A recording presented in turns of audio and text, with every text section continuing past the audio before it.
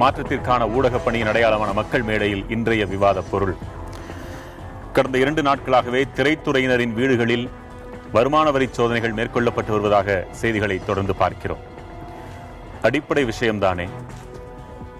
அளவுக்கு அதிகமான ஊதியத்தை இவர்கள் பெறுகிறார்கள் என்ற எண்ணத்தை மக்கள் மத்தியில் விதைத்திருக்கிறார்களே, இந்த அடிப்படை விஷயத்தை கூட இவர்கள் செய்யாமல் தான் இத்தனை நாட்களாக இருந்திருக்கிறார்களா? அவர்கள் வருமான வரி கட்டியிருந்தால் அதன் மூலம் மறைமுகமாக பலனடைய போவது அவர்களது திரைப்படங்களின் வெளியீட்டுகளின் போது பாலபிஷேகம் செய்து விசிலடித்துக் கொண்டு திரைப்படங்களை பார்த்து மகிழும் அந்த ரசிகர்களுக்கும் அதை மறைமுகமாக பலனைத்தானே அளிக்கப் போகிறது. இத்தனையும் தாண்டி அது ஒரு குற்றம் இல்லையா என்று ஒரு புறம். இன்னொரு புறம், இப்படிப்பட்ட வரி சோதனைகள் எல்லாம் நியாயமாகத்தான் நடைபெறுகின்றனவா அல்லது பின்னணிகளோடு நடைபெறுகின்றனவா? இந்த நடிகரை இந்த கட்சிக்கு இழுத்து விடலாமா, இந்த நடிகரை ஆளுங்கட்சிக்கு இழுத்து விடலாமா என்ற நோக்கங்களும் அதில் உள்ளடங்கி இருக்கின்றனவா? சிபிஐ, வருமான வரித்துறை போன்ற அமைப்புகளின் விசாரணைகளும் கேள்விக்குரியதாகி வருகிறதா? விவாதிக்கலாம். பங்கு பெறுவோர் மத்திய திரைப்பட தணிக்கைத்துறை உறுப்பினர் திரு S.V. சேகர், வழக்கறிஞர் திரு G.R. ரவிச்சந்திரன், கருத்தாளர் திரு வே. மதிமாறன். இவர்களோடு திருச்சி அரங்கிலிருந்து வேல்மணி மற்றும் மணிமாறன், மதுரை அரங்கிலிருந்து சாதிக் மற்றும் துளிர், கோவை அரங்கிலிருந்து மணிகண்டன் மற்றும் அஸ்வின் பாலாஜி. பங்கு பெறும் அனைவருக்கும் வணக்கம். திரு மதிமாறன், இயல்பாகவே பிரபலங்கள்ங்கிறதுனால இவங்க வீடுகளில் நடக்கிற வருமான வரி சோதனைகளுக்கு மட்டும் அதிக வெளிச்சம் பாய்ச்சப்படுவது இயற்கைதான். ஒரு வகையில் இது நியாயமா அல்லது வேறு ஏதேனும் பின்னணி காரணங்களோடு இவர்கள் மட்டும் இப்படி குறிவைக்கப்படுகிறார்கள் நினைக்கிறீங்களா? இன்னைக்கு காந்தியோட பிறந்த நாள். 1930ஆம் ஆண்டு காந்தி வரிகுடா இயக்கம்னு ஒன்று அறிவிச்சாரு. வரிகுடா இயக்கம்னு அறிவிச்ச காந்தி அதை நடத்துறதுல சிக்கல் வருங்கிறதுனால வரிகுடா இயக்கத்தை நடத்தவே இல்லை. காந்தியாலே நடத்த முடியாத வரிகுடா இயக்கத்தை அவரோட வாரிசுகள் மாதிரி இன்னைக்கு இருக்கிற திரை பிரமுகர்கள், நடிகர்கள், தயாரிப்பாளர்கள், இயக்குனர்கள் ஒரு வரிகுடா இயக்கத்தை சுதந்திர இந்தியாவில் நடத்துறாங்க. இந்த வரி இந்தியாவுக்குள்ளார வருமான வரி சட்டம் அப்படிங்கிறது எப்போ வந்துச்சு அப்படின்னு பார்த்தீங்கன்னா, இந்தியா சுதந்திரம் அடைந்து 14 ஆண்டுகள் கழித்து 1961 நாடாளுமன்றத்தில் முதல்ல சட்டம் ஏற்றி 62 தான் அமலுக்கு வருது. 62 அமலுக்கு வந்ததுக்கான அடிப்படை காரணம் என்னன்னா, இந்த நாட்டின் பொருளாதாரம் பின்தங்கி இருக்குது, அதிகமாக சம்பாதிக்கிறவங்ககிட்ட இருந்து வருமான வரி வாங்கி நாட்டு எளிய மக்களுக்கு பயன்படுத்தணுங்கிற திட்டத்துக்கு தான் கொண்டு வரப்பட்டது. ஆனால் இது பெரும்பாலும் எப்படி இருக்குது இந்த வரி அப்படின்னு பார்த்தீங்கன்னா, இன்னைக்கு வரைக்கும் வருமான வரி அதிகமான வருமானம் யாருக்கிட்ட இருந்து வருதுன்னு பார்த்தீங்கன்னா, அதிகமாக சம்பாதிக்கிறவங்ககிட்ட இருந்து வர்றதில்லை. கையெழுத்து போட்டு சம்பளம் வாங்குற நிறுவனங்களில் வேலை பார்க்குறாங்க இல்லையா, அவங்க கிட்ட இருந்து சம்பளத்தை பிடித்தம் போக கிடைக்குது. அது போன்ற அரசு ஊழியர்கிட்ட இருந்து, அதிகாரியா இருக்கிறவங்க கிட்ட இருந்து வருமானம் வருதுன்னா அதை வருமானத்துக்கு சம்பளத்திலே பிடிச்சிக்கிட்டு கொடுக்குறாங்க. இந்த முறையில தான் வருமான வரித்துறைக்கு வருமானம் வருது. தவிர பிடித்தம்னு ஒண்ணு செய்யலைன்னா அவங்களும் நியாயமா தான் இருப்பாங்கன்னு உங்களால உறுதி சொல்ல முடியும்? இல்ல, அதை நான் சொல்லல. ஆனா பெரும்பான்மை இது சில ஆயிரங்கள் அல்லது சில லட்சங்கள் மட்டும் தான் வருஷத்துக்குன்னு பாத்தீங்கன்னா. ஆனா இது கோடி கணக்கில் சம்பாதிக்கிறவங்ககிட்ட இருந்து வருமான வரியை வாங்கணுங்கிறது தான் இதோட அடிப்படையே. மாறாக சிக்கனவங்கிட்ட வாங்குற வருமானமா தான் இருக்குது. இதுல இன்னொரு சிறப்பு, நீங்க முதல்ல கேட்ட மாதிரியே, ஏன் திரைத்துறை சார்ந்தவர்களுக்குன்னு சொன்னா, திரைத்துறை சார்ந்தவர்கள் திரைத்துறையோடு மட்டும் நிக்காம பெரும்பான்மையான மக்களோட அவங்க கோஆர்டினேட் பண்றாங்க, அவங்களோட பேசுறாங்க, அவங்க திரை மூலமா பேசுறாங்க, வெளியில பேசுறாங்க, எல்லா விஷயங்களும் பண்றாங்க. இன்னும் சரியா சொல்லணும்னா, ஒரு ரசிகன், ஒரு நடிகருக்கு ரசிகனாக இருக்கிறவன் கார்பரேஷன்ல டாக்ஸ் ஒழுங்கா கட்டுறான், அதே போல் கரண்ட் பில் ஒழுங்கா கட்டுறான். அது போக இவங்க திரைப்படம் ரிலீஸ் ஆச்சுன்னா இவங்க திரைப்படத்துல எவ்வளவு அதிகமா இவங்க டிக்கெட் வச்சாலும் அதையும் காசு கொடுத்து வாங்கி பார்க்கறான். இவ்வளவு நேர்மையாக வறுமையிலும் தெளிவாக வாழ்கிற ஒரு ரசிகனுக்கு நடிகர்கள் திரையில என்ன அறிவுரை சொல்றாங்கன்னா, நீ நேர்மையா இருக்கணும், ஒழுக்கமா இருக்கணும், அடுத்தவங்க காசுக்கு வரக்கூடாது, அரசுக்கு உண்மையா இருக்கணும், ஏமாத்தக்கூடாதுன்னு சொல்ற இவர்கள் என்னவா இருக்கிறாங்கன்னு பாத்தீங்கன்னா, அடிப்படையில் அந்த ரசிகனுக்கு போய் சேர வேண்டிய வரியை கூட கட்டாதவர்களா இருக்கிறார்கள் என்பதனால தான் விவாதத்துக்குரியதா மாறுது. உங்க கருத்து என்ன? இல்லை, ஒரு தம்பி மதிமாறனோட நான் கொஞ்சம் மாறுபடுறேன். இன்கம் டேக்ஸ் பொறுத்த வரைக்கும் அந்த அதிகபட்ச இன்கம் டேக்ஸ் எவ்வளோ கட்டணுங்கிறத இன்றைக்கு 60-70% இருந்து இப்போ 30% வந்துருச்சு.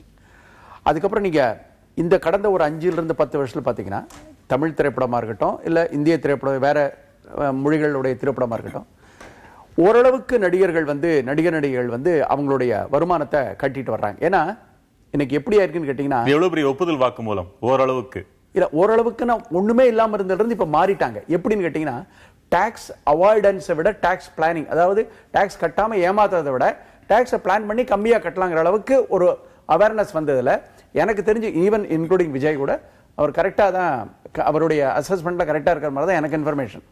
ஆனா இதுல எங்க இவங்கெல்லாம் தவறு செய்யறாங்க அப்படின்னு கேட்டீங்கன்னா, கணக்கில் வராத பணம்னு ஒண்ணு இருக்கு இல்லையா, ஒரு கருப்பு பணம் இருக்கு இல்லையா, இந்த கருப்பு பணத்துக்கு இருக்கா அப்படி திரைத்துறையில கண்டிப்பா இருக்கு. அது இல்லாம இருக்கவே முடியாது. கருப்பு பணங்கிறது நம்ம இந்தியா பொறுத்த வரைக்கும் பேரல் எக்கானமி, இன்னொரு பொருளாதாரம். 70-30 ஆனாலும் இன்னும் கருப்பு பணம் தான் இருக்குதாங்க இருக்கு. அதுல அதிகபட்சத்தை கணக்குல காமிக்காம கொண்டு வரணுங்கிற மாதிரி அவர்களுக்கு சொல்லப்படும் சில ஆலோசனைகள்னால அவர்களுக்கு இந்த மாதிரி பிரச்சனைகள்லாம் வருது. அந்த ஆலோசனைகள் மட்டும் சரியா இருந்ததுன்னா இந்த பிரச்சனைகள் நம்ம எல்லாருமே தப்பிக்க முடியும். அந்த மாதிரி ஆலோசனைகள் அவங்களுக்கு இல்ல இருந்ததுன்னா இதுல பிரச்சனை வராது. தொழில் அதிபர்கள் வருமான வரி செலுத்தல, கருப்பு பணம் வச்சிருக்காங்கன்னு எவ்வளவு முறை விவாதிச்சிருக்கிறோம். மிகச்சில நேரங்களில் வருடத்திற்கு ஒரு முறை இருமுறை இது போன்ற வரும் பொழுது அந்த நடிகர்களின் வீடுகளில் சோதனை அப்படின்னு விவாதிக்கிறோம். உங்க கருத்து என்ன? உங்க துறை இது அடிப்படையாக எனக்கு நான் ஒரு 45 வருஷமா இன்கம் டேக்ஸ் கட்டிட்டு இருக்கேன். 45 இயர்ஸ் என்னோட 20 வயசுலேருந்து கட்டிட்டு இருக்கேன். அது நான் அட்வான்ஸ் டேக்ஸ் வரைக்கும் இப்போ செப்டம்பர் 30க்குள்ளே கட்டணும்னா நான் 20ஆம் தேதிக்குள்ளே கட்டிடுவோம். இது நாம உங்களை மாதிரி சொக்க தங்கமா திரைத்துறையில எத்தனை சதவீதம் கமலஹாசனுக்கு இன்னி வரைக்கும் ஒரு வரி பாக்கி கிடையாது. 2 பேர் சொல்லிட்டீங்க. இல்ல சார், நான் எல்லார் வீட்டு அக்கௌண்டையும் பாக்குறதுக்கு நான் அவங்களுக்கு என்ன ஆடிட்டரா? நான் பொதுவான ஒரு விஷயத்தை தான் சொல்ல முடியும். சரியான ஆடிட்டரை நாம வச்சுக்கணும். சில ஆடிட்டர்ஸ் என்ன பண்ணுவாங்க, நீங்க இதெல்லாம் பண்ணுங்க பாத்துக்கலாம். அந்த பாத்துக்கலாங்கிறது எந்த மாதிரி கொண்டு விடுங்கிறது எனக்கு தெரியும். என்னுடைய ஆடிட்டர் இன்கம் டேக்ஸ் ஆபீசரை விட ஸ்ட்ரிக்டானவங்க. ஸோ எனக்கு எவ்ரி இயர் எனக்கு ரீஃபண்ட் தான் வரும் இன்கம் டேக்ஸ்லேருந்து. இவங்க அந்த மாதிரி ஒரு ஆடிட்டர் நான் வச்சிருக்கிறதுனால எனக்கு ப்ராப்ளமே இல்லாமல் இருக்கு. அண்ட் இது நீங்கள் சொல்கிற மாதிரி திரைப்படத்துறை மட்டும் இல்லை. இப்போ ஹோட்டலுக்கு போனீங்கன்னு சொன்னால் நம்ம பில்லுக்கு பணம் கொடுக்குறோம், பில்லு அவங்க எடுத்துகிட்டு போயிடுறாங்க. சார் பில்லு கொடுங்க. ஓ பில்லு வேணுமா அப்படிங்கிறாங்க. எதுக்கு பில்லு வேணுமான்னு கேட்குறாங்க. பெட்ரோல் பங்க்கில் பில்லு வேணுமான்னு கேட்டால் பில்லு வேணும்னா தான் கொடுக்குறாங்க. நகைக்கடையில் உங்களுக்கு சேதாரத்தை பிடிக்கிறாங்க. சேதாரத்தில் எப்படி? சேதாரம் அவங்க ஃபேக்டரியில் கொட்டுற பவுடரை திருப்பி நம்மக்கிட்ட கொடுக்காம அவங்க எடுத்து வச்சுக்கிட்டு நம்மக்கிட்ட பணம் வாங்குறாங்க. இதெல்லாம் எல்லா இடத்துலையும் இருக்கு. அந்த சிஸ்டம் கொஞ்சம் சரியில்லாத இருக்கிற காரணத்தினால இது என்ன ஆகுது, தவறு செய்யணும்னு தூண்ட வைக்கிறாங்க. தவறு மிக அதிகமாக வரி கட்டுறவங்க கூட 1.1 வரி கட்டுறது இல்ல. எவ்வளவு இருந்தா கட்டிடுவாங்க? எவ்வளவு இருந்தா கட்டிடுவாங்க? இல்ல சார், இப்போ ரொம்ப அதிகம். இப்ப சார் இப்போ ரொம்ப அதிகம் கிடையாது. சில சமயம் என்ன பண்றாங்க, வாலண்டரி டிஸ்க்ளோஷர் ஒரு ஸ்கீம் கொண்டாங்க. அவங்களே கவர்மெண்ட் கட்டுவதற்கு உண்டான என்கரேஜ் பண்றதுக்கு உண்டான எல்லா விஷயங்களும் பண்றாங்க. நீங்க எக்ஸ்போர்ட் பண்ணா உங்களுக்கு வரி குறைச்சல், நீங்க ஃபுட் ப்ராடக்ட்ஸ்ல இருந்தா உங்களுக்கு வரி கிடையாது. அந்த மாதிரி எவ்வளவு விஷயங்கள் இருக்கு. அதையும் தாண்டி நான் கட்ட மாட்டேன் அப்படின்னு சொல்றது சரியான ஒரு விஷயம் அல்ல. அது அவர் விழிப்புணர்ச்சின்னு சொல்லும்போது கூட நான் திடுக்கிட்டேன். உண்மையிலே விழிப்புணர்ச்சி தேவைப்படுது இல்ல நடிகர்களுக்கு. விழிப்புணர்ச்சி கோடிக்கணக்கில் சம்பாதிச்சாலும் விழிப்புணர்வு இல்லாம இருக்கிறவங்க இருக்காங்க. சில பேர் படம் நடிச்சுக்கிட்டே இருப்பாங்க. அவங்க நடிக்கிறதுக்கு நேரம் இருக்கும். யார் பணம் வாங்குறாங்க, யார் ஸ்பீச்சிங்க. பல பேர் வீட்டில் அப்புறம் ஒரு மார்க்கெட் போன அப்புறம் சண்டை வருது, எல்லா சொத்தையும் இவங்க எடுத்துட்டாங்க, ஏன்னா விரட்டி விட்டாங்க, எவ்வளவு வருது பாருங்க. அவங்களுக்கே ஒன்றும் தெரியாது. இப்போ நயன்தாரா சமந்தா 3 ஆண்டுகளுக்கு வரி கணக்கே காட்டலன்னு சொல்றாங்களே, அதெல்லாம் அப்படித்தான் நடந்திருக்குன்னு சொல்றீங்க சார். இது நேத்தி தான் பிடிச்சிருக்காங்க, உடனே காட்டல கீட்டல அதெல்லாம் எதுக்குமே நம்ம பதில் சொல்ல முடியாது. அவங்கள மறுபடியும் இப்போ இன்னைக்கு வெள்ளிக்கிழமையா மண்டே பண்ணாத செய்தி நினைக்கிறேன். ஆமா, அவங்க 3 ஆண்டுகளாக வருமான வரி அவர்கள் கணக்கு காட்டவில்லை என்பதனால் அதன் அடிப்படையில் இது பண்ணியிருக்கிறோம். ஒரு 100% 30 கோடி அளவிற்கு படலாம். ஒரு சினிமா ரிலீஸ் ஆகிறதுக்கு முதல் நாள் தான் எல்லா பணமும் ஃபைனலைஸ் ஆகும், டிரான்சாக்ஷன் முழுக்க முடியும். அப்போ என்ன சொல்றாங்க, இது 100 கோடி ரூபாய் பட்ஜெட்டு, இது 150 கோடி ரூபாய் பட்ஜெட்டுன்னு இந்த ஆடியோ ரிலீஸ் போது அவங்களே ரொம்ப ஹைப் பண்ணி சொல்லுவாங்க தெரியுமா. அது கூட இவ்வளோ பெரிய பணம் இருக்கு அப்படிங்கும்போது இதெல்லாம் தாண்டி இந்த இன்கம் டேக்ஸ் ரெய்டு என்பது இன்சைட் இன்ஃபர்மேஷன், இன்சைட் இன்ஃபார்மர்ஸ். இந்த பணத்தை வாங்கி கொடுத்து என்ன நமக்கு ஒண்ணுமே இல்லை, இது பாட்டுக்கு போயிட்டு இருக்கே, நாம அட்லீஸ்ட் இன்ஃபார்ம் ஆனா கூட ஒரு 15-20% கிடைக்கும் அப்படின்னு நினைக்கிறது கூட இருக்கு. அறிந்தோ அறியாமலோ நல்லது செஞ்சிருக்காங்க அரசாங்கத்துக்கு. நல்லதுதான். இல்ல 5 ஆண்டு 2 ஆண்டு இருக்குல்ல, அது வரைக்கும் வருமான வரித்துறை என்ன பண்ணுச்சுன்னு அவங்கள பற்றி ஒரு கேள்வி இருக்கு. அப்ப 5 ஆண்டு ஒருத்தரை விசாரணை சுற்றுலா அதை விரிவா சொல்லுங்க. சாதிக் மதுரையில இருந்து உங்களுக்கான நேரம். ஐயா, இப்போ சினிமாவில் நீதி நேர்மைன்னு தொடர்ந்து பேசிக்கிட்டு இருக்காங்க. விஜய் இப்போ கத்தி படத்தில் கூட தொடர்ந்து கம்யூனிசம்லாம் பேசினாரு. ஆனால் வரி வரியாக பேசுகிறவங்க வரி ஏய்ப்பு செய்கிறாங்க. அது ஏன்னு தெரியல. இந்த மாதிரி செய்திகள் இப்போ மட்டும் இல்லை, தொடர்ந்து வந்துட்டே தான் இருக்கு. அடிக்கடி இந்த மாதிரி செய்திகள் வருது. ஆனால் இவர்கள் மேல என்ன நடவடிக்கை எடுத்திருக்காங்க?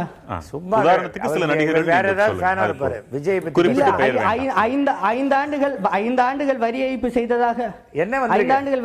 செய்ததாக செய்தியில் இருக்கு, எல்லா பேப்பரும் இது பண்ணிருக்கு. தவறான செய்தி. தவறான செய்தி. தவறான செய்தி. பத்திரிகையில ஏதோ போட்டிருக்காங்க. இல்ல அது தவறுன்னு நீங்களும் சொல்ல முடியாது. கன்ஃபார்ம் இல்ல, தவறான செய்தி. எனக்கு தெரியல, தவறான செய்தி. அவர் ஏன்னா, சொல்லுங்க சார். தவறுன்னு எப்படி சொல்ல முடியும்? இல்ல தவறான செய்தி.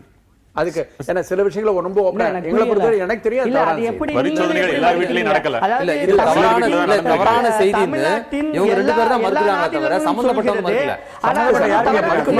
செய்தி வெளியே கேட்காத போது அவர் நேத்து தான் நடந்து ஒரு நொடி சாதிக்கோட கேள்வி எப்படி நீங்க சொல்றீங்க? ஐயா, எங்களுக்கு பொறுத்தளவு நாங்க வந்து செய்தித்தாள் பாக்குறோம், அது தொலைக்காட்சி பாக்குறோம். அவங்க என்ன சொல்றாங்களோ அதன் அடிப்படையில தான் நாங்க பேச முடியும். தவறான செய்திங்கிறத நீங்க எப்படி சொல்ல முடியும்?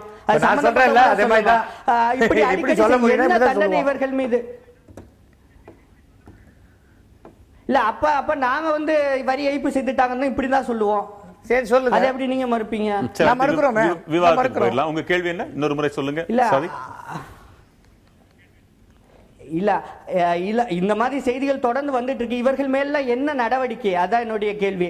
இவர்கள் மேல இதுவரையும் என்ன நடவடிக்கை எடுக்கப்பட்டிருக்கு? இப்படி பிடித்தவர்கள் மேல இல்ல இவங்களுடைய சங்கம் என்ன மாதிரியான நடவடிக்கை எடுக்குது? இப்போ வந்து தேர்தல் அறிக்கை போல இவங்க எல்லாம் நடிகர் சங்கத்துல இருந்து வெளியிட்டு இருக்காங்க. இந்த மாதிரி வரி ஏய்ப்பு செய்வர்கள் மேல நாங்க வந்து எங்க சங்க ரீதியா நடவடிக்கை எடுப்போம் அப்படின்னு இவங்களுடைய தேர்தல் அறிக்கையில சொல்லுவாங்களா? இல்ல சேர்ப்பாங்களா? சங்கம் இதை பத்தி உங்களுக்கு தெரியுமா? எதையாவது கையில மைக் இருக்குன்னு எதை வேணா பேசக்கூடாதுங்க. சங்கம் வந்து இதெல்லாம் பேசுமா? சங்கம் வந்து சங்க உறுப்பினர்களுக்கு என்ன விஷயம், நீ வரி ஏய்ப்பு செய்யற அப்படின்னு சங்கம் பேசுமா? அப்புறம் சங்கம் நோ என்ட்ரில போனாங்க, சங்கம் ஃபைன் பண்ணுமா? என்ன சினிமாவையும் அரசியலையும் தெரியாதவர்கள் தான் அதிகமா விமர்சனம் பண்றீங்க. அதனால வர குழப்பம் இதெல்லாம். மக்கள்கிட்ட இருந்து காசு வாங்குவீங்க. என்ன மக்கள்கிட்ட யார் காசு வாங்குறாங்க? மக்களை ஏமாத்துறாங்க. மக்கள் ஏமாத்துறாங்க. எதுக்கு மக்கள்கிட்ட காசு வாங்குறாங்க? நீங்க என்ன சும்மா கொடுக்குறீங்களா? வந்து 2 மணி நேரம் சந்தோஷமா சிரிச்சிட்டு போல சும்மா கொடுக்குறீங்க காசு. சும்மா என்னமோ பிச்சை போடுற மாதிரி பேசுறீங்க. சாதிக் சும்மாவா என்ன சும்மா கொடுக்குறீங்க? ஒரு நொடி சாதிக் பதில் சொல்லுங்க. ஏசி கார்ல ஏசி கார்ல போறதே என் உழைப்பு. ஏசி கார்ல போறேன். சும்மா வெட்டியா உட்கார்ந்து பேசினா இப்படி தான் பங்களா கட்டி வாங்குறதுக்கும் இல்ல கேளுங்க மூட தூக்குறவரு ஆண்டு முழுக்க உழைக்கிறாரு. உங்களை விட கடினமா உழைக்கிறாரு. குறைச்சுதான் சம்பாதிக்கிறாரு. சரியா? ஏசி கார்ல வாழ்ந்துட்டு பங்களாவில் வாழ்ந்துட்டு ரொம்ப அதாவது எளிமையா நடிச்சுட்டு நீங்க மார்க்கெட் இருக்குங்கிறதுக்காக உங்களுடைய பட்டியல் இல்ல இதுவரையும் அதாவது உச்சபட்ச நடிகர்கள் தங்களுடைய சம்பள பட்டியலை வெளியிட்டு இருக்காங்களா? உங்களுக்கே வெளியிடுங்க. உங்களுக்கு நானே வெளியிடுறோம். அது தயாரிப்பாளருக்கு எங்களுக்கு உள்ள பிரச்சனை. நீங்க யார் நடுவுல? உங்களுக்கு நாங்க சொல்ல வேண்டிய அவசியமே இல்ல. யார் எங்களுக்கு பணம் கொடுக்குறாங்களோ அவங்களுக்கு தான் சொல்லுவோம். இது மட்டும் இல்ல, விளம்பரத்துல சம்பாதிக்கிறாங்க, கலை இரவுகள்ல சம்பாதிக்கிறாங்க. எங்கள்கிட்ட சொல்லணுங்க. உங்களுக்கு சொல்ல முடியாதுங்க.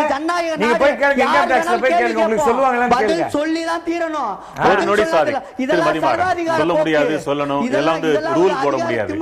ஒரு தார்மீக அடிப்படையில் அவங்க எதிர்பார்க்கிறது என்ன, மக்கள் எதிர்பார்க்கிறது சரிதானா? இவர் சொல்ற பதிலும் சரிதானா? உங்க பார்வை என்ன? இல்ல மெயின் ஸ்ட்ரீம்ல வந்து ஒரு பிரமுகரா மாறினதுக்கு பிற்பாடு அவரை பற்றி பல்வேறு தகவல்கள் மக்கள் மத்தியில போகுது, அதுக்கு பதில் சொல்றாங்க. அவங்க சொந்த வாழ்க்கை குறித்தான கருத்துக்கள்லாம் வரும்போது சினிமா துறையில் வருமான வரி கட்டளைங்கிறது அது சார்ந்துதான் வருது. அவர் வந்து திருமண பொண்ணுக்கு கல்யாணம் பண்ணாருன்னா விருந்து வைப்பாரு, பத்திரிகை கொடுப்பாரு, பெரிய செய்தி ஆக்குறாரு, அடுத்த படம் என்ன யாரோட நடிப்பாருங்கிறது வராரு. எல்லாவற்றையுமே விருப்பப்பட்டதை சொல்றதுக்கு உரிமை இருக்கு. நீங்க சொல்றதுக்கு உரிமை இருக்குன்னு இல்ல, இது அது எல்லாமே சொந்த வாழ்க்கை உட்பட்டது. ஆனா அவர் வந்து சம்பாதிப்பதற்கு முறையா சொல்வதும் வரி கட்டுவதும் என்று சொந்த வாழ்க்கை உட்படுத்த மட்டும் இல்ல, அது சமூகம் சார்ந்தது. இன்கம் டாக்ஸ் என்பது இவர் சொல்ற மாதிரி தனி நான் இஷ்டம்லாம் சொல்ல கிடையாது. அது வந்து சமூகம் சார்ந்தது, அரசு சார்ந்தது. அதுல வந்து கடமை இருக்குது. இன்னொன்னு சம்பாதிக்கிறத முதல்ல சொல்ல முடியல. ஒன்னு சொல்லணும். ஒரு படத்துல 20 கோடி இழப்பு ஏற்படுது, அதை பத்தி யாரு கவலைப்படுறாங்க? இழப்பு ஏற்படுறதெல்லாம் சொல்றாங்க, லாபம் ஏற்பட்டதை சொல்றது இல்ல. நீங்க பாத்தீங்கன்னா இந்த படத்துல இவ்வளவு நஷ்டமாச்சு, இவ்வளவு ஆயிடுச்சுங்கிறதெல்லாம் செய்தி ஆகுது, அது வருத்தம் தெரிவிக்கிறாங்க. ஆனா ஒரு படத்துல எவ்வளவு சம்பாரிச்சுங்கிறது சொல்றதில்ல. இன்னொன்னு, ஒரு பிரமுகரா இருக்கிற பெரிய சூப்பர் ஸ்டார் ஒரு நடிகர் வெளியே வந்தாருன்னா மனம் விட்டு பேசுவாரு, ரசிகர்கள்ட்ட அவர் என்ன வந்தாலும் பேசுவாரு, ஒளிமறைவு எல்லாம் பேசுறாருன்னு சொல்றாங்க. இது வரைக்கும் ஒரு படத்துக்கு எவ்வளவு சம்பளம் வாங்குறாருன்னு சொன்னதே கிடையாது. ஏன் மற்றதெல்லாம் நஷ்டம், எனக்கு நஷ்டம் இல்ல, போன படத்துல நான் எதுவுமே சம்பாதிக்கல, எல்லாமே போயிடுச்சுன்னு உங்களை நாங்க கேட்டோமா? ஏன் எங்களுக்கு நீங்க சொல்லலையே? அப்படி பத்திரிகையில வந்து சூப்பர் ஸ்டார் பத்திரிகையில செய்தி வந்து அவர் சூப்பர் ஸ்டார் எதானே பேசுற கூட சார், சூப்பர் ஸ்டார் இல்ல, எல்லா நடிகரும் யாரையுமே நீங்க வாய்க்கு வந்து பேசுறீங்க. வாய்க்கு வந்து நான் பேசுறேன், நீங்க தான் வாய்க்கு வந்தத பேசி சமாளிக்க முயற்சி. வாய்க்கு வந்தா தான் பேச முடியும். மக்கள்கிட்ட சொல்லணும்ன்றது கூட சில பேருடைய எதிர்பார்ப்பாக இருந்தாலும் கூட மக்கள் தான் வருமான வரித்துறை, நம்ம அமைப்பு தான் அது. அங்க அவங்க கேட்கிற கேள்விகளுக்கு முழுசா பதில் சொல்லிதான் ஆகணும். சரி, இயல்பாக கட்டாம இருக்கிறதுக்கு என்ன சிக்கல்? 70ல இருந்து 30 வந்திருக்குன்னு நீங்களே சொல்றீங்க. ஆமா, இன்னும் குறையணும்னு எதிர்பார்க்கறாங்களா? இல்ல குறையறதுக்கு நான் சொல்லல. இது கட்டாம இருக்கிறதுக்கு அவங்களுக்கு கொடுக்கப்படும் தவறான ஆலோசனை. இது ரொம்ப ரொம்ப சிம்பிள் விஷயம் சார். நார்த் இந்தியா நீங்க வந்து வட இந்தியால எடுத்து பாத்தீங்கன்னா இவங்களை விட 10-40 மடங்கு அதிகமா சம்பளம் வாங்க நடிகர்கள் எவ்வளவு பேர் இருக்காங்க. அவங்ககிட்ட இந்த அளவுக்குலாம் ரெய்டு வந்ததே கிடையாது. அடிக்கடி ரெய்டு வர்றத எல்லா நடிகர்களும் பார்க்கத்தானே செய்யறாங்க. பெரிய நடிகர் வீட்டுக்கே போகுது, என்ன பிரச்சனை? ஆடிட்டர். அப்ப நம்ம ஆடிட்டர் ஒழுங்கா இருக்காருன்னு அது தெரியாதா உங்களுக்கு? இல்ல, பிரச்சனை என்ன சொல்றேன். இப்போ ஒரு நடிகர் நடிக்க வர்றாரு. நடிக்க வரும்போது அவருக்கு அந்த நடிப்பு மட்டும்தான் தெரியும். ஒரு படத்தில் நடிக்கிறாரு, பிரபலம் ஆகிறாரு, அடுத்த படம் சேகர் சொன்ன மாதிரி அடுத்த படம் போயிட்டே இருக்காரு. அப்போ அவருக்கு சார் உங்களுக்கு முதல்ல ஒரு ஆடிட்டர் ஒருத்தர் தேவை அப்படின்னு ஒருத்தர் கொண்டு. ஏன்னா சினிமா துறையில நிறைய பேருக்கு நான் வந்து அவர்களுடைய நான் ஒரு வழக்கறிஞர் நிறைய பேருக்கு நான் ஆலோசனை சொல்லியிருக்கேன், அட்வைசரா வந்திருக்கேன். முதல்ல அவங்களுக்கு வர்றது இப்படி ஒரு ஆடிட்டர் வந்து சேர்ந்த உடனே அந்த ஆடிட்டர் வந்து எப்படி என்ன கேட்கவே மாட்டாங்க. இதெல்லாம் பிராக்டிகல் நிறைய எங்களை போல அவங்க வேலை பார்க்கறாங்க, ஒரு பட நிறுவனத்துல வேலை பார்க்கறாங்க. அது முடிஞ்ச உடனே அந்த நிறுவனம் அவங்களுக்கு சம்பளம் தருது. சாமானிய மக்கள்கிட்ட நிறுவனம் எடுத்துட்டு கொடுக்கிற மாதிரி அந்த நிறுவனம் எடுத்துட்டு கொடுக்கிற ஒரு செட்டப் இல்ல இருக்கு. அந்த டிடிஎஸ் இருக்கு, டாக்ஸ் டிடக்டபிள் அசோசியேட் பண்ணி தான் கொடுக்கறாங்க. அது எந்த பேமெண்ட் கேக்குறீங்கன்னா செக்ல கொடுக்கிற பேமெண்ட் பண்றோம், கேஷ்க்கு இல்ல. அது செக்ல கொடுக்கிற பேமெண்ட்க்கு அந்த 10.5% கழிச்சு தான் கொடுக்கறாங்க. வருமான வரி முறையா கட்டுகிறவர்கள் சொல்றோம்ல, வருமான வரி முறையா கட்டுபவர்களே முழு வருமானத்தை காட்டிலாம் கட்டுறது இல்ல. வருமான வரி கட்டுவதற்கான கணக்கை ஆடிட்டரை வச்சு ரெடி பண்ணி தான் கட்டுறாங்க. அது கூட கட்டாதவங்களா இருக்கிறாங்க. இப்ப யாருமே வந்து ஏன் நான் சொல்றேன், சேலஞ்சாவே சொல்றேன். ஏன் நான் சொல்றேன்னா, நான் எவ்வளவு சம்பாதிக்கிறேன், எவ்வளவு ஒரு படத்துக்கு நான் எவ்வளவு வாங்குறேன், என்னோட அடுத்த படம் என்ன, நான் யாரோட ஜோடியை நடிக்க போறேன், அந்த நடி அதெல்லாம் சொல்றவங்க ஒரு படத்தில் என்னோட பேமெண்ட் இது இவ்வளவுன்னு அவங்க சொல்லாதனாலேயே அது கள்ள பணமாவும் கருப்பு பணமாவும் தான் இருக்குது. அவங்க ஆடிட்டரை வச்சு என்ன செக் பேமெண்ட்டோ என்ன இருக்குதோ அது மட்டும் வாங்கிக்கிட்டு அதுக்கு மட்டுமான கணக்கு கட்டுறதா இருக்குதே தவிர முறைப்படி வருமான வரி கட்டுவதிலேயே முறைகேடுகள் அந்த முறைகேடுகள் இருக்குது. இதுல வந்து அது கூட கட்டாதவர்கள் இருக்கிறதுங்கிறது நியாயமற்றது. அந்த நியாயமற்றதை கேட்பதற்கு எங்களுக்கு உரிமை இருக்குதுன்னா அதை நீங்க வந்து வாய் புளிச்சதோ மாங்காய் புளிச்சதோங்கிற மாதிரி நியாயமற்றதை கேட்கிறது இன்கம் டாக்ஸ் இருக்கு. நீங்க கேட்க முடியாது. ஆமாங்க, இன்கம் டாக்ஸ் வந்திருக்குது. ஒரு படத்துக்கு கேட்க முடியாது. நீங்க ஒரு படத்துக்கு கேட்க முடியுங்களா? ஒரு படத்துக்கு 120 ரூபாய் நாங்க பணம் கொடுக்குறோங்க. ஒரு படத்துக்கு 120 ரூபாய் பணம் கொடுக்குறோம். அந்த 120 ரூபாய் எவ்வளவு பணம் கொடுக்க போகுது? எவ்வளவு காசு நாங்க டாக்ஸ் கட்டுறோம்? நீங்களா கொடுக்குறீங்க எங்களுக்கு காசு? கை தட்டுறீங்க. 120 ரூபாய் கொடுத்து படம் பாக்குறீங்க. அந்த மாதிரி ஆளுங்க நடிக்கிற படத்தை 5 நிமிஷம் கூட பார்க்க முடியல. நீங்க பேசுறது என்னால கேட்க முடியல. எனக்கு வந்து கன்சியூமரா கேக்குறேன் 120 ரூபாய்க்கு உங்க யார் போக சொல்றது? உங்க போகாதீங்க. நீங்க போய் பார்த்துட்டு வந்ததுக்கு அப்புறம் தான் முடிவு பாருங்க. நான் சொல்றேங்க, ஒரு கன்சியூமரா நான் சொல்றேங்க, இவர் படத்துக்குலாம் அபராதம் தாங்க போடணும். 120 ரூபாய் கேட்டிருக்காங்க. அபராதம் போட்டு அதனால தான் இப்படி பேசுறேன். அபராத தொகை ஆரம்பத்துல இருந்தே ஒரு படம் விரும்பி போய் பாக்குறோம். எவ்வளவு கொடுமையா இருக்கு தெரியுங்களா? என்னோட நேரம் வீணா போகுது, என்னோட உழைப்பு போகுது. என் படத்துல ஒரு டயலாக் சொல்லுங்க, என்னோட உழைப்பு உங்களால சொல்லவே முடியாது. ஒரு படத்துக்கு டயலாக் சொல்லுங்க, பதிலுக்கு உங்க புத்தகம் பேர் சொல்லுங்க. நான் சொல்றேன், ஒண்ணுமே சொல்லுங்க. ஒரு படத்துல உங்க புத்தகத்தை படிக்கிறாரு, படிக்கலனா நீங்க டயலாக் சொல்றீங்க. ஒரு டயலாக் கூட உருப்படியா இல்ல. அது டைரக்டர் போய் கேளுங்க. ஒரே சேர்த்தாங்க. அப்ப ப்ரொடியூசர் நீங்க வந்து சப்போர்ட்டா போங்க. ஒரு கன்சியூமரா உங்களுக்கு வந்து லட்சக்கணக்கான சாரா இருக்காங்க. எனக்கு 120 ரூபாய் முக்கியமானது. 120 ரூபாய் படம் பார்க்க போறேன். 120 ரூபாய் வச்சு வேற படம் உருப்பீங்க. நான் பாப்பேன். யார் தியேட்டருக்கு வர சொன்னா நல்ல படம் இல்லனா நான் திட்டுவேன். ஒரே ஒரு திருச்சி அரங்கில் இருக்கிற மணிமாறன் உங்களுக்கான நேரம்.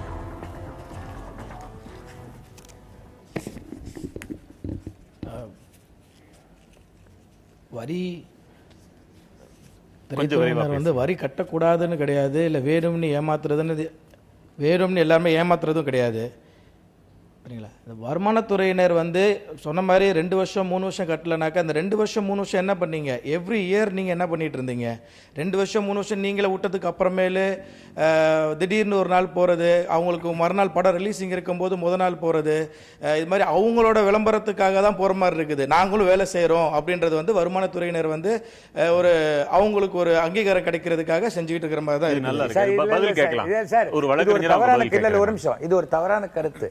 அதாவது இன்கம் டேக்ஸ் ரெய்டெல்லாம் அப்படிலாம் நினைச்சு போயிட முடியாது. அதுக்கு ஒரு இன்ஃபர்மேஷன் வந்து 40லிருந்து 60 பேர் கொண்ட ஒரு டீம் ரெடி பண்ணி அதற்கு முன்னாடி இதெல்லாம் ஒரு ரெய்டு போனால் மினிமம் 5 கோடி ரூபாயாவது கிடைக்குமா? ஏன்னா ஒரு ரெய்டு போறதுக்கு சுமார் 20-30 லட்சம் ரூபாய் அந்த கவர்மெண்ட் செலவழிக்கணும். அப்போ அங்க போயிட்டு 500 ரூபாய் பிளாக் மணியை பிடிக்கிறதுக்கு இப்ப இப்படி போக மாட்டாங்க. அது அந்த மாதிரி கிடைக்குமான்னு கன்ஃபார்ம் பண்ணிக்கிட்டு அதுக்கு உண்டான ப்ராசஸ், ஃபோனு, அது இது நெட்வொர்க் எல்லாத்தையும் ஃபாலோ பண்ணி நிச்சயமான பிறகுதான் போவாங்க. அதனால வந்து இன்கம் டேக்ஸ் வந்து அவ்வளோ தவிர வந்து ignorance is not excusable. Manimaran, இதை வந்து அடிப்படையாக எனக்கு இதை பத்தி தெரியாதுன்னு சொல்றது வந்து குற்றத்திலிருந்து தப்பிக்க முடியாது. 2 வருஷம் நீ என்ன பண்ண, நீ கேட்கலையான்னு சொல்ல முடியாது. இதுவரைக்கும் நான் செய்தித்தாள்லையும் தொலைக்காட்சியிலையும் பார்த்த வரைக்கும் சினிமாக்காரங்க வீட்டில் 2 கோடி ரூபா பிடிச்சோம், இவ்வளோ ஆவணங்கள் பிடிச்சோன்றாங்க. ஆனால் அது முடிஞ்சதுக்கு அப்புறமேலு அவங்களோட என்கொயரி எல்லாம் முடிஞ்சதுக்கு அப்புறமேலு ஃபைனலாக இவ்வளோ இருக்குது அவ்வளோ இருக்குன்னு இன்ன வரைக்கும் டிக்ளேர் பண்ணி யாருமே சொன்னதும் கிடையாது. அது ஏன் சொல்றது இல்ல? பதில் கேட்கலாம். அது மட்டும் எல்லாத்துக்கும் பப்ளிஷ் பண்ணி சொல்றாங்க. அந்த என்ன நடக்குது? செட்டில்மென்ட் முடிஞ்சிருதா? மர்மமா இருக்கு. இல்ல சார், ஒரே ஒரு விஷயம் சொல்றேன். இப்போ ஒரு இந்த எக்ஸாம்பிள் எடுக்கலாமே, இந்த புலி மேட்டர்ல எடுக்கலாமே. 30ஆம் தேதி காலையில ரைடுக்கு போறாங்க. கிட்டத்தட்ட 32 இடங்கள்ல மதுரையில் ஆரம்பிச்சு ஹைதராபாத் வரைக்கும் ரைட் நடக்குது. 30 ஆரம்பிச்சு 1ஆம் தேதி ராத்திரி வரைக்கும் நடக்குது. இன்னைக்கு வந்து கம்ப்ளீட் ஸ்டேட்மெண்ட்டுக்கு எக்ஸ்பிளனேஷன் வாங்குற வேலைகள் போயிட்டு இருக்கு. இதுல என்ன கேட்டீங்கன்னா, எல்லாத்தையும் பிடிச்சாச்சு, டாக்குமெண்ட்ஸ் எடுத்தாச்சு, நகைகள் எடுத்தாச்சு, கேஷ் எடுத்தாச்சு, எல்லாம் எடுத்தாச்சு. நீங்க ஊடகங்களை பாத்தீங்கன்னா 2 கோடி ரூபாய் நம்மளுக்கு பணம் கைப்பற்றப்பட்டது அப்படி இப்படின்னு வரும். அதெல்லாம் இல்ல. எவ்வளவு ஆக்சுவலா எடுத்திருக்காங்க அப்படிங்கறத அவங்க இன்கம் டாக்ஸ் டிபார்ட்மெண்ட்ல கொண்டு போய் டிஸ்க்ளோஸ் பண்ணி பண்ணுவாங்க.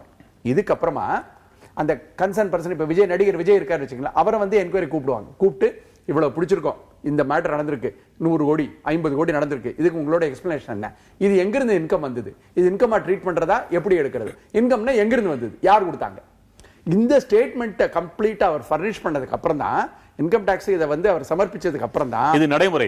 ஆனால் ஒரு வருமான வரித்துறை அவர் கேட்ட கேள்வி, கோடிக்கணக்கான பேர் இருக்கிற ஒரு நாட்டுல உச்ச நட்சத்திரங்கள்னு கரெக்டா பார்த்து அவங்கள ஃபாலோ பண்ணி ஓரளவு கன்ஃபார்ம் ஆனதுக்கு அப்புறம் தானே அவர் சொல்ற மாதிரி 20 லட்சம் 30 லட்சம் செலவு பண்ணி இதை நடத்தி இருக்க முடியும். அதுலயே பாதி பதிலே கிடைச்சிருது. இல்ல இன்கம் டாக்ஸ் ரைடுங்கிறதே வந்து இன்னைக்கு சொல்லி நாளைக்கு இல்ல, கிட்டத்தட்ட ஒரு 6 மாசமா பிளானிங் நடக்கும். எல்லாருக்கும் எங்கெங்க பணம் வச்சிருக்கீங்க. இன்னொன்னு சொல்லிடுறேன் சார், இப்போ இன்கம் டாக்ஸ் இருக்கிற எல்லாருக்குமே யார் யார் எந்த தொழிலதிபர், எந்த சினிமா நடிகர், எந்த கான்ட்ராக்டர் எவ்வளவு எங்க பணம் வச்சிருக்காங்கிறது நிறைய பேருக்கு அவங்களுக்கு இன்ஃபர்மேஷன் வந்துட்டே இருக்கும். அவங்களுக்கு எல்லாமே தெரியும். எவ்வளவு அவங்க பிடிக்கிறாங்க, எவ்வளவு எடுக்கிறாங்கிறது அது பொலிட்டிக்கல் சம்பந்தப்பட்ட, அதுக்குள்ள நான் போகல. அப்படியா? ஆமா, அது வேற விஷயம். அது அந்த மேட்டருக்கு நான் வரல. ஏன்னா அது அரசியல் சம்பந்தப்பட்ட நிறைய விஷயங்கள் இதுல இருக்கு. டைமிங் ஒன்று இருக்கு. வருமான வரித்துறை அரசியலுக்காக பயன்படுத்தப்படுவது உண்மைதான், உங்களுக்கு சந்தேகம் இருக்கா? அரசாங்கத்தினுடைய வருமான வரித்துறை, சிபிஐ, இது எல்லாமே வந்து அரசாங்கத்தினுடைய ஒரு ஆர்ம் ட்விஸ்டிங் சொல்லுவாங்க, கை முறுக்கிறதுன்னு. அதற்கான டாக்டிக்ஸ் நிறைய இதெல்லாம் நடக்கும். சந்தேகம் தான் கேட்கிறேன். இந்த ஒரு உச்ச நடிகரை ஆளும் அரசுக்கு எங்க கட்சிக்கு வந்துருங்க அப்படின்னு மறைமுகமா கையை முறுக்குறாங்களா? கட்சிக்கு வருங்கன்னு இருக்கும், வேற கட்சிக்கும் போகாதேங்கிறதுக்கு இருக்கும். ரெண்டும் இருக்கும் அதுல. ஆனா அதுல தவறு இருந்தா தான் பிடிக்க முடியும். தவறு இல்லாம நீங்க போய் பண்ண முடியாது. இது வந்து சினிமா நடிகர்களுக்கு இல்ல, இது டாடாக்கு வரலாம், அம்பானிக்கு வரலாம், ஒரு நகை கடைக்காரருக்கு வரலாம், ரியல் எஸ்டேட்னு சொல்லி போட்டிருக்கிற அரசியல்வாதிக்கு வரலாம். என்னதான் நடிகர்களாக இருந்தாலும் சில நேரங்கள்ல உண்மையை வேறு விதங்கள்ல சொல்லத்தான் செஞ்சிருக்கீங்கன்னு நினைக்கிறேன். இல்ல சேகர் சொன்னார் இல்லையா, ஒரே ஒரு மேட்டர் சொல்லிடுறேன். சேகர் சொன்னார் இல்லையா, ஒரு தடவை இன்கம் டாக்ஸ் ரைடு வந்து எல்லாம் வந்து அதுக்கப்புறம் வந்து அதுக்கு உண்டான ஸ்டேட்மெண்ட் கொடுக்கறதுங்க ரொம்ப பெரிய விஷயம். இந்த மேட்டரை செட்டில்மெண்ட் தம்பி கேட்டார் இல்லையப்பா, செட்டில் பண்ணி எல்லாம் ஏன் எங்களுக்கு சொல்றது இல்லைன்னு, இந்த செட்டில்மெண்ட் ஆகி கம்ப்ளீட்டா முடிச்சு வாங்குறதுங்கிறது ஒரு நாள் 2 நாள் நடக்காது, பல வருஷங்களை போய் நிற்காது. கோவை மணிகண்டன், உங்களுக்கான நேரம், விரைவா பேசுங்க. ஹலோ சார், எங்கிட்ட பொதுவாக கேட்டிங்கன்னா நான் வந்து சொல்கிறது என்னன்னா, இந்த துறையில் பார்த்தீங்கன்னா இவங்க வந்து 2 வருஷமாக இது பண்ணிட்டு இருந்திருக்காங்க. இந்த 2 வருஷமாக இந்த வரித்துறை வந்து இதை வந்து தேடி இருந்திருக்காங்க. இதில் பார்த்தீங்கன்னா இவங்க அசால்ட்டாக இருக்கிறதுக்கான வாய்ப்புகள் இருக்குது. ஏன்னா வந்து நான் வந்து பர்டிகுலராக சொல்ல விரும்பலை, இந்த திரைத்துறையை பற்றி சொல்லவில்லை. எந்த ஒரு துறையாக இருந்தாலும் சரி வரி செலுத்த வேண்டியது ஒரு முக்கியமான ஒரு விஷயம்தான். ஏன்னா ஒரு ஏழையாக இருந்தாலும் அவங்களுக்கு வரி செலுத்துங்கிறது ஒரு உண்மையான ஒரு பண்ண வேண்டிய விஷயம்தான். அப்படி இருக்க இந்த அளவுக்கு சம்பாதிக்கக்கூடிய ஒருத்தர் வந்து வரி செலுத்தாமல் இருக்கிறதுங்கிறது ஒரு தண்டிக்கப்பட வேண்டிய விஷயம். ஆனால் இவங்க வந்து இப்போதான் கண்டுபிடிச்சிருக்காங்க.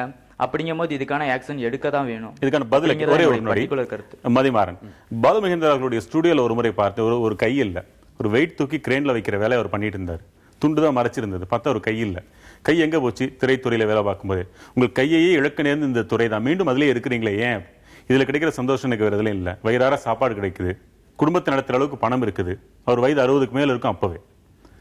இப்படிப்பட்டவர்கள் லட்சக்கணக்கான பேர் இருக்கு திரைத்துறையில. இந்த ஊதிய வேறுபாடு மலைக்கும் மடுவுக்குமான வேறுபாடா இருக்குது. இது ஒரு முக்கிய காரணம்.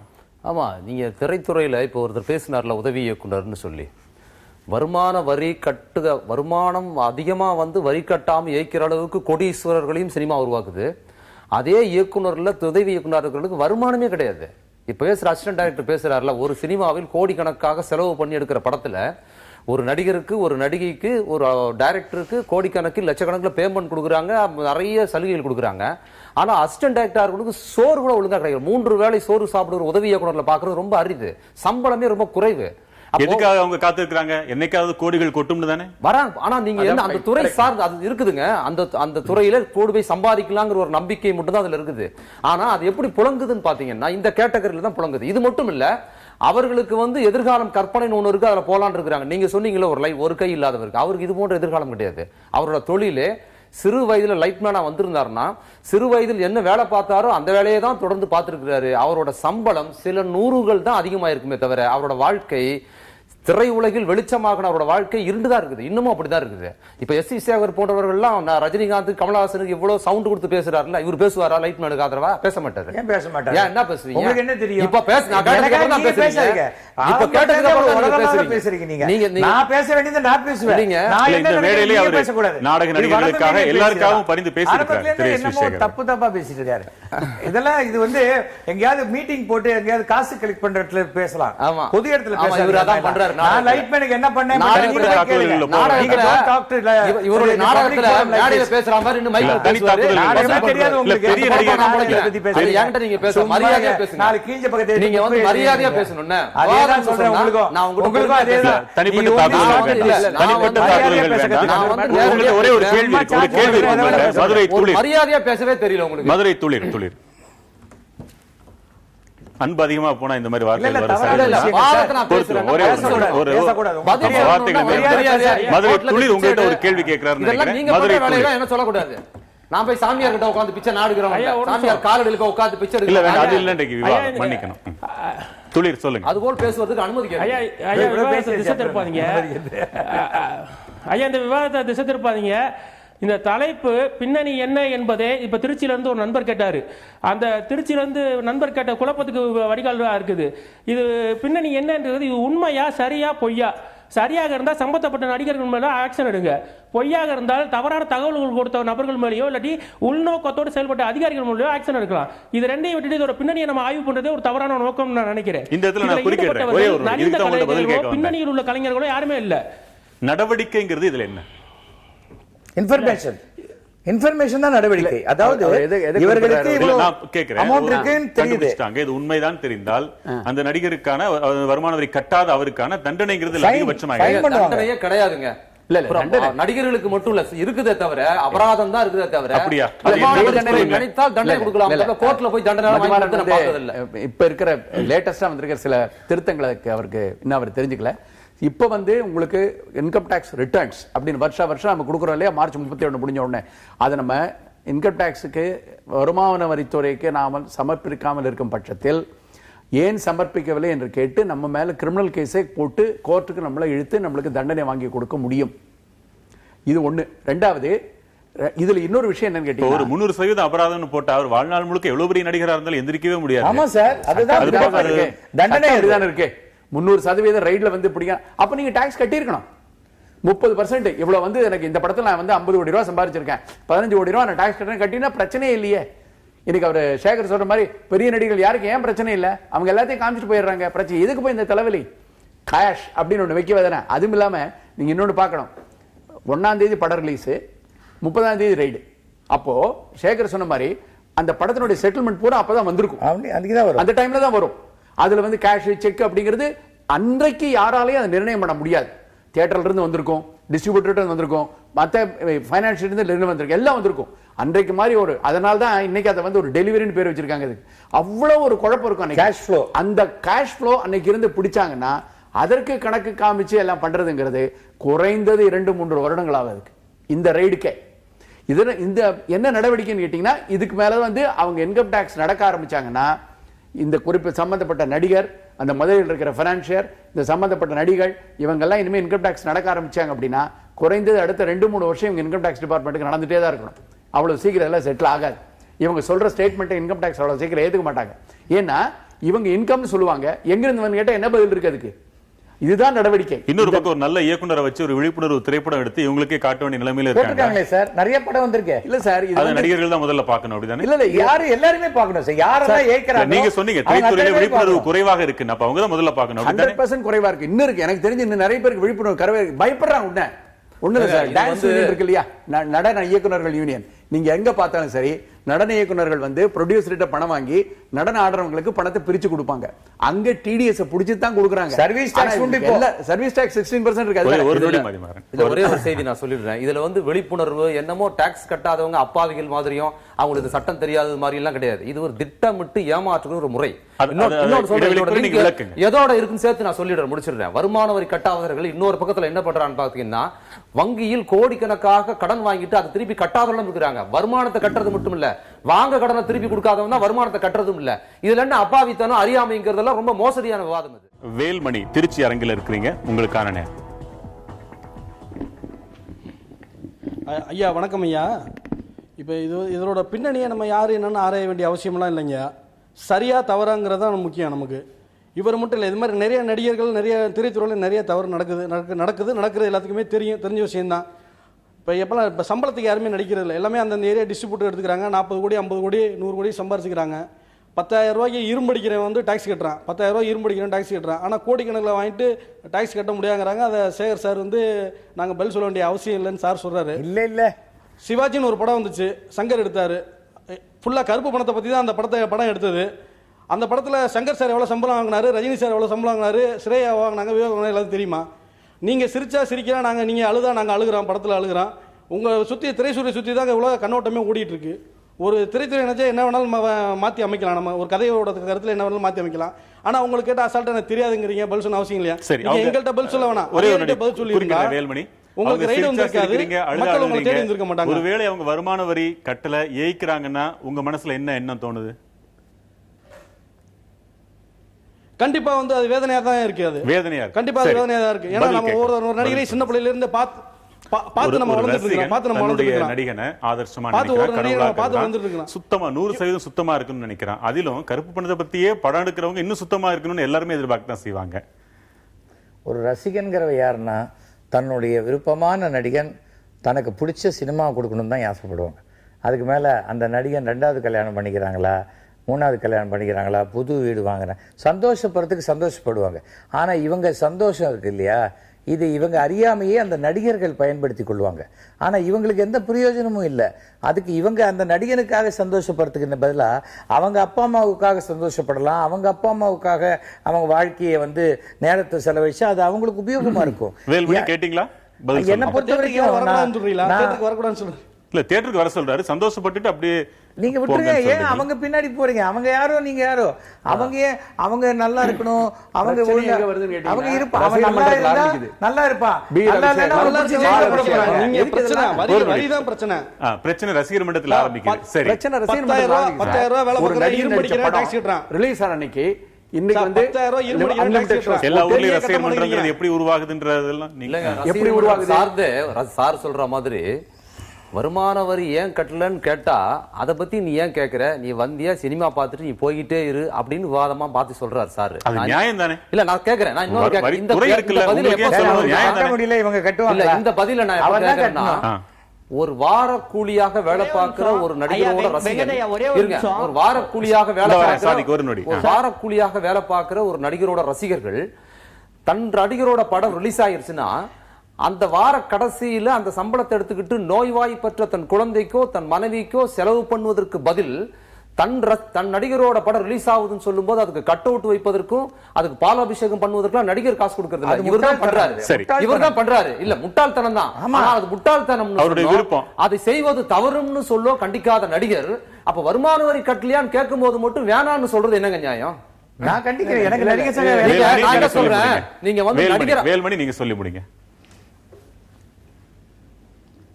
ஐயா வணக்கம். இப்ப அவர் பையன் படத்துக்கு நாங்க வர வேணாம் வைக்கணும்னு சொல்லி சொல்லுவார். அவர் சொல்லுவார், ஐசி சார் சொல்லுவார். அப்படி சொல்லவே இல்ல. பையன் படத்தை பார்க்க நாங்க வர்றோம், பதிலுக்கு உங்களை மகிழ்விக்கிறோம், முடிஞ்சு போச்சுன்றாரு. இல்ல நீங்க வந்து ஒரு விஷயம் என் புரிஞ்சுக்கல. படத்தையே ஒரு இல்லையா படம் சார்? என் சமூகத்துல பையன் படத்தை நடிகர் பாருங்க. சமூகத்துல ஒருத்தர் தானே என் பையன் டாக்ஸ் கட்டினா கட்ட போறான். சாதி நீங்க சாதி. கரெக்டா இல்ல சில நீங்க நொடிகள். கரெக்டா இருக்குன்னு நாங்க நினைக்கிறோம். சமூகத்துல நீங்க ஒருத்தர் தானே. ஆமா. இல்ல அவரு மைக்கு கிடைச்சிட்டா நீங்க எல்லாம் என்ன கேள்வி கேட்கலாமாங்கிற தொனியில பேசிக்கிட்டு இருக்காரு. இல்ல, இது இல்ல, ஒரு இல்ல. 200 வருஷத்துக்கு நீங்க விவரம் முன்னாடி தெரியாத இருந்த காலம் பேசுறீங்கன்னு இல்ல. இது சொல்றேன். ஜனநாயக நாடு. யார் வேணாலும் யார்கிட்ட வேணாலும் கேள்வி கேட்போம். நீங்க பதில் சொல்லி தான் ஆகணும். இல்ல, அவசியம் நீங்க இல்ல. பொதுத்தளத்துல இப்படி நீங்க கேளுங்க, நான் பதில் சொல்ல வேண்டிய அவசியம் இல்ல. பதில் சொல்ல அவசியம் இல்ல. ஏங்க விவாதத்துக்கு வரீங்க? இதெல்லாம் நான் அவருக்கு தான் பதில் சொல்லணும். எல்லாருக்கும் சொல்ல வேண்டிய அவசியம் கிடையாது. விவாதத்துக்கு வந்துட்டா பதில் அதெல்லாம் சொல்லுங்க. அவசியமே இல்ல கிடையாது. இதுதாங்க இல்ல விவாதத்துல என்ன கேள்வி என்ன கேட்டாலும் வேணா அதுக்கு பதில் கேட்கலாம். அளிக்கிற அது விருப்பமான என்ன கேள்வி சொல்ற கேட்கலாம். உரிமை அவருக்கு இருக்கு. அதான் அஸ்வின் பாலாஜி கோவை அரங்கத்தில் இருக்கிறீங்க. அப்புறம் உங்களுக்கான எதுக்கு பொதுத்தளத்துக்கு வர்றீங்க? இல்ல எதுக்கு பொதுத்தளத்துக்கு இதெல்லாம் ஐயா வணக்கம் ஐயா. பொதுவான பேச்சு. நார்மலா ஏழையும் இந்த மாதிரி வரி கட்டுறேன்னு சொல்றான், இல்ல சம்பளம் வருதுன்னு சொல்றான். அம்பானி இருக்கிறவங்க அவங்களும் வரி கட்டுறேன் இந்த மாதிரி சம்பளம் வருதுன்னு சொல்றாங்க. ஏன் திரைப்படத்துறையில இருக்கவங்க மட்டும் சொல்றது இல்ல? அதுக்கான காரணம் என்ன? இப்படி அவங்க யாருமே சொல்லாம சம்பளம் இருக்கிறது சொல்ல பின்னாடி கருப்பு பணம் மாட்டாங்க. இருக்கிறது மாப்பிள்ளை கூட சொல்றது இல்ல. கல்யாணத்துக்கு வரி முன்னாடி ஏய்ப்பு பண்றதுக்கான காரணமும் இதுல இருக்குல்ல. இல்ல சார், இதுல வந்து ஒரு சின்ன விஷயம். ஒரே ஒரு நொடி சொல்லி முடிச்சிட்டீங்களா? பண்றதே அஸ்வின் பின்னாடி பாலாஜி. கருப்பு பணம் இருக்கிறதுக்கான காரணம் தானே. சொல்லிட்டேன். இல்ல சார், இன்னைக்கு வந்து ஏன் பிரச்சனை வரி எங்க கட்டலன்னு வருதுன்னு கேட்டா, கேட்டீங்கன்னா ஏன் வரி கட்டலன்னு கேட்டா, வீரபாண்டிய கட்டுவோம் மாதிரி வானம் பொழிகிறது பூமி வருகிறது, ஏன் வரி கட்டணும்னு பேசுறதெல்லாம் நியாயமாங்க? திரை கட்டாத வரி கட்டும்போது திரைத்துறையினரை. குடிமகனோட நான் உரிமை ஒரு விஷயம் சம்பாதிக்க சொல்றேன் சார். ஒரு படத்துக்கு ஒரு ஹீரோவை ஒரு ப்ரொடியூசர் போய் ஏன் புக் பண்றாரு? முதல் வார்த்தை அவங்க சொல்றீங்க கேட்டுக்கலாம். ஓப்பனிங் அவருக்கு நல்லா இருக்கு சார்பாங்க. முதல் 3 நாள் 4 நாள் வரை அந்த ஓப்பனிங் யாரு? ரசிகர்கள். அந்த ரசிகர்கள் எப்படி வர்றான்? அந்த படத்துக்கு காலையில 6 மணி ஷோக்கு வந்து நிக்கிறான். இந்த ஓப்பனிங் வந்து பாலாபிஷேகம் பீராபிஷேகம் பண்றதெல்லாம் இவங்க தான். நீங்க கேட்டீங்க இல்லையா, அந்த நடிகர் பண்ண சொல்லி ஏன் தடுக்கிறது இல்லன்னு? யாரும் இது தடுக்கிறதும் இல்லை, ஒன்னும் சொல்றதும் இல்லை. அந்த ரசிகர்கள் கொடுக்குற அந்த 3 நாள் ஓப்பனிங்ல வர்ற அமௌண்ட் எவ்வளவு கேஷ் வருதோ அதை வச்சுதான் அந்த நடிகருடைய சம்பளத்தையே நிர்ணயிக்கிறாங்க. அந்த சம்பளம் அதுக்கப்புறம் அந்த படம் ஓடுறதை வச்சு அந்த படத்துடைய சம்பளம் ஏறிட்டே இருக்கு. இதுக்கு எங்கிருந்து காரணம் வருது? எக்கச்சக்கமா ரசிகர்கள் முதல் நாளே படம் பார்க்கணும், அன்னைக்கே பார்த்தாங்கன்னு. இன்னைக்கு பேப்பர்ல கூட ஊடகத்துல இன்னைக்கு பாத்தீங்க 400 ரூபாய் வரைக்கும் டிக்கெட் விற்கிறாங்க புலி படத்துக்குன்னு. இன்னைக்கு நிறைய கம்ப்ளைண்ட் வந்திருக்கு. எதுக்கா 400 ரூபாய் கொடுத்து வாங்கணும்? பிரச்சனை எங்க வருதுன்னு கேட்டீங்கன்னா, ரசிகர்கள் ஓவர்வெல்மிங்கா போய் தன்னுடைய தகுதிக்கு மீறி போய் அங்க படத்தை பார்த்தே ஆகணும். இன்னைக்கு ஃபர்ஸ்ட் ஷோ நான் படம் பார்த்தேன் எல்லாத்தையும் சொல்லணும்னு சொல்லி ஏகப்பட்ட ரசிகர்கள், கிட்டத்தட்ட தமிழ்நாட்டு 2000 ரசிகர் மன்றங்கள் எல்லாரும் போய் நின்று எல்லாம் பண்ணும்போது அந்த கம்ப்ளீட் இதனுடைய பெனிஃபிட் எங்க போய் சேருது? அந்த நடிகருக்கு போய் சேருது. இதுதான் சார் விஷயம். இது என்னன்னா, இவர் சொன்னார்ல 3 நாள்ல கலெக்ஷன் எடுக்குது. இது என்னன்னா, ரசிகர்களை சீட் பண்றது. மீதி எல்லாம் வந்து 50 நாள் 25 நாள் 50 நாள் 100 நாள் பணம் சொல்றாங்க. 100% correct. இப்ப என்னன்னா, முதல்ல சொல்லி நடக்குது இது. முதலீடுகள் கூடுதல் ஆனதுக்கு பிற்பாடு என்ன பண்றாங்கன்னா, ஒரே சமயத்தில் மிகப்பெரிய நடிகர்கள் நடித்த படங்களை அந்த படம் ஒருவேளை நல்லா இல்லாம போயிருச்சுன்னு டாக் வந்துருச்சுன்னா மக்கள் பார்க்காம போயிட போறாங்க. நிறைய முதலீடு அதிக சம்பளம்ங்கிறதுனால ஏறக்குறைய எல்லா தியேட்டர்களையும் ஆக்கிரமிக்கிறது. இன்னொரு பக்கத்துல சிறு தயாரிப்பாளர்களை சீரழிச்சிட்டு எல்லா தியேட்டர்களையும் ஒரே படத்தை போட்டு 3 நாளுக்குள்ளார எல்லா ஒட்டுமொத்த காசையும் எடுக்கிறதுக்கு சூறையாடுகிற தன்மையில் ரசிகர்களை இவங்க தான் திணிக்கிறாங்க. கொஞ்சம் கேப் விட்டு பாக்கணும் படத்தை தூக்கிடுவாங்க அப்படின்னும். இவங்க என்ன கணக்கு பண்றாங்கன்னா, படம் நல்லா இல்லைன்னா அதுக்குள்ள சம்பாரிச்சணும், நல்லா இருக்கும் நல்லா இல்லையோ போட்ட காசோட அதிக லாபம் எடுக்குங்கிற ஒரு குதிரையில ரேஸ் கட்டிட்டு, இதில் குதிரையாக யார் இருக்கிறான்னு பாத்தீங்கன்னா பார்வையாளர் தான் குதிரையா. வியாபார தந்திரங்கள், வியாபார தந்திரத்தின் வழியாக பார்வையாளர் தான் ஒரே விஷயம். ஆசைங்கிற சம்பாதிக்கிறதுக்கு தான் முயற்சி பண்றாங்க. சினிமா எடுத்து 3 நாளில் சம்பாதிப்பதற்காக ஆசைங்கிற ஒரு வார்த்தை, இந்த ஆசை தான் இதுக்கு எல்லாத்துக்குமே காரணம். என்னுடைய படத்தை நான் இன்னைக்கே பார்க்கணும். இந்த படத்தை 3 நாள்ல 500 ஸ்கிரீன்ல தமிழ்நாடு பூரா திரையிட்டு 3 நாள்ல அந்த கலெக்ஷன் அப்படியே வாரி எடுத்துறணும்னு ஒரு ஆசை. இந்த ஆசைங்கிறதா எல்லாத்துக்குமே அடிப்படை. எப்படி ஓடும் படம்? திருச்சி மணிமாறன். விவாதம் வேற எங்கேயும் போயிட்டு இருக்குது. என்னன்னா, இது வெறுமனே சினிமாக்காரங்களையும் சினிமா டிக்கெட் 400 ரூபாய்க்கு வாங்குறாங்க, 500 ரூபாய்க்கு வாங்குறாங்க, இந்த டிமாண்ட் பண்ணுறதுனால இதெல்லாம் வந்து பார்த்தீங்கன்னாக்கா எல்லா இடத்துலையுமே நடக்கிறது தான். டாக்டர்கிட்ட போய் எவ்வளோ செலவானாலும் பரவாயில்லன்னு சொன்னால் அவர் ஒரு பில் போட்டு யாரும் எதுன்னு கேள்வி எங்கே கேட்க போகிறது கிடையாது. சாரி, அட்வொகேட் சார்ட்ட போயிட்டு சார் எவ்வளோ செலவானாலும் பரவாயில்ல சார், இந்த கேஸ் எப்படியாவது முடிச்சு கொடுங்கனாக்கா அவங்க ஒரு பிளானிங்கில் தான் வைப்பாங்க. அது மாதிரி தானே சார் இன்னைக்கு எப்படி சார் 50 days ஓடும் 100 days ஓடுன்றதோட எல்லாம் பணம் போட்டவங்களுக்கு ப்ரொடியூசருக்கு 3 நாளோ இல்லை 2 வாரமோ இல்லை தொடர்ந்து வரக்கூடிய ஹாலிடேஸில் சம்பாதிக்கணும். அதுக்கு என்ன பண்ணணும்? சின்ன படம்லாம் கொஞ்சம் வச்சுட்டு பெரிய படம் அது வந்து டிபெண்ட்ஸ் அப்பான் தி ஓனர்ஸ் வந்து அவங்களும் சம்பாதிக்கணும்னு ஆசைப்படுவாங்க. அவ்வளவு இன்வெஸ்ட்மென்ட் போட்டு ஒரு தியேட்டர் ரெடி பண்ணி அது யாருங்க கேள்வி? ஒரு திரைப்படத்துக்கு 30 கோடி கூட நீங்க சம்பளம் வாங்கிட்டு அதை பத்தி யாரும் கவலைப்படல. அது கூடிய வருமான வரியை கட்டுறீங்களான்றதான் கேள்வி. துளிர் சில நொடிகள் மட்டும் எடுத்துக்கோங்க விரைவா. ஐயா ஐயா ஒரு நிமிஷம், நான் பகிரங்கமா எஸ்.வி. சேகர் ஐயா உண்மையா கண்டிக்கிறேன். உங்களுக்கு ஏன் பதில் சொல்லணும் நீங்க யாருன்னு கேட்குற இந்த கேள்வி நியாயமான கேள்வி. இது கடைக்கோடியில் இருக்கிற ரசிகனும் இதை பார்க்கணும். இதே கேள்வியை நீங்க படம் வெளியிடறதுக்கு முதல் நாள் எனக்கு ஏன் பாலாபிஷேகம் போடுற, கட்டோட்டு வைக்கிற, சிறைக்கு போற, செலை வைக்கிறேன்னு கேட்பீங்களா? நீங்க ஒவ்வொரு சினிமாலையும் என்னை ஆளவரேன்னு சொல்லி தான் நீங்க சினிமா எடுக்கிறீங்க. என்னை ஆள வரவங்க குறைந்தபட்ச நேர்மையோடு கூட இருக்கக்கூடாதுன்னு நான் கேட்கக்கூடாதா? குறைந்தபட்ச நேர்மை இல்லாத ஒருவர் என்னை ஆள வரேன்னு கடந்த 50 ஆண்டுகளாக தமிழ்நாட்டை ஆள்றது சினிமா துறை சார்ந்தவங்க தான். அடுத்த 50 ஆண்டுகள் ஆள போறேன் கனவுல இருக்கிறதும் திரைத்துறை சார்ந்தவங்க தான். அப்ப குறைந்தபட்ச நேர்மை இல்லாத ஒரு ஆளை நான் கேள்வி கேட்கிற உரிமை கூட எனக்கு இல்லைன்னா என்ன அர்த்தம்? உங்க பதிலோட நிறைவு செய்றேன். என்னை பொறுத்த வரைக்கும் நான் அவர் சொன்ன மாதிரி குறைந்தபட்ச நேர்மையில் அதிகபட்ச நேர்மையோடு இருக்கிறவன். எனக்கு ரசிகர் மன்றம் கிடையாது. இந்த மாதிரி ரசிகர் மன்றம் வரணும்னு சொல்றவங்கள நான் என்கரேஜ் பண்றது கிடையாது. இப்படின்னாக்கா அதுதான் உண்மை. என் வயசுல பாதி கூட நீங்க இல்ல, என் பையனோட சின்னவனா இருப்பீங்க. ரொம்ப அறிவு ஜாஸ்தியா இருக்கிற மாதிரி எல்லாம் குதிக்க கூடாது. கொஞ்சம் வெயிட் பண்ணுங்க, புரிஞ்சுக்கங்க விஷயத்த. நான் என்ன, நீங்க என்ன விரோதியா? எனக்கு விரோதி இல்ல, புரிஞ்சுக்கங்க. You are also like my son. புரிஞ்சுக்கிட்டு பேசணும் எந்த விஷயத்தையுமே. புரியாது குதிக்க கூடாது. அதாவது எதை வேணாலும் கேட்பீங்களா? நேரம் நாளைக்கு சீஃப் மினிஸ்டர் வண்டி வருது நிறுத்தி கேட்டுருவீங்களா? கேட்க முடியுமா? அப்ப லாடம் கட்டிடுவாங்க பயம் இருக்கும். என்ன வேணா பேசலாங்கிற ஒரு இது தவறாக என்னை பொறுத்த வரைக்கும் சட்டம் எல்லாருக்கும் பொதுவானது.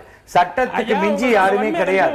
அது விஜயா இருக்கட்டும், அஜித்தா இருக்கட்டும், எஸ்.வி. சேகர் இருக்கட்டும், ரஜினிகாந்தா இருக்கட்டும், யாரா இருந்தாலும் என்ன சட்டம் சொல்லி இருக்கிறதோ, என்ன வருமான வரி சொல்லியிருக்கோ அதை ஒழுங்கா கட்டிட்டு ஆரோக்கியமான ஒரு குரலா நான் பாக்குறேன். மகிழ்ச்சி. ஒரு செய்தி சொல்லி முடிக்கிறேன். இந்த வருமான வரி என்பது திரைத்துறை சார்ந்தவர்களுக்கு மட்டுமல்ல, அவர்களை விட அதிகமாக வரி ஏய்ப்பு செய்கிற தொழிலதிபர்கள் இவங்க எல்லாருமே பாதுகாப்பா தான் இருக்கிறாங்க.